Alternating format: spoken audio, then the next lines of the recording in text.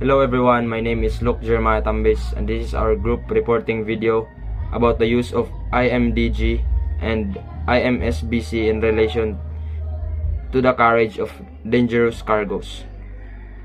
The International Maritime Dangerous Goods or IMDG code is an international IMO regulation for the safe sea transport of packaged dangerous goods such as drums, containers, and boxes. It classifies dangerous goods into 9 hazard classes. Example: explosive flammable liquids. Second, toxic substances, and sets rules for packing and labeling, documentation, stowage, and segregation.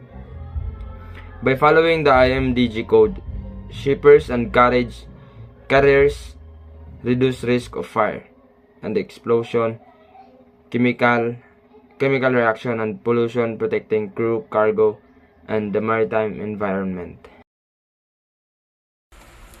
Role of IMDG Dangerous Cargo. The IMDG code is the main rulebook for packaged dangerous goods under SOLAS Chapter 7 and is mandatory for their carriage by sea.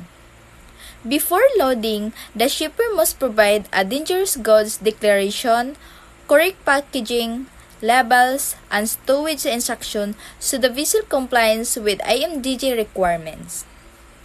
The code also includes emergency guidance for fires, spills, and other incidents, helping the crew respond quickly and safely, while harmonizing dangerous cargo handling worldwide. IMSBC code and bulk cargoes. The International Maritime Solid Bulk Cargoes code is an IMO code for the safe carriage of solid bulk cargoes such as coal, iron ore, grain, and fertilizers. Unlike the IMDG code, it deals with cargoes carried loose in ship holds, not in packages. IMSBC reduces the risk of loss of stability, structural damage, and sudden shifting by setting rules on density, moisture content testing, streaming, and stowage for each bulk cargo type. IMSBC and dangerous cargoes.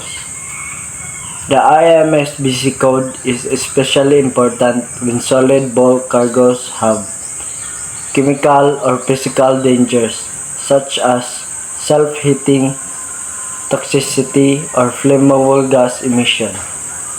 Cargoes are grouped as may liquefy, chemical hazard, and non-hazardous, and each group has specific handling and safety measurements. When a bulk cargo is also a dangerous good under the IMDG code, both codes apply. IMSBC governs the bulk form, stowage, stability, and handling, while IMDG still controls the classification, labeling, and documentation of the substance. Relationship of IMBDG and IMSBC. The IMDG and IMSBC codes work together to ensure safe carriage of dangerous cargoes by sea.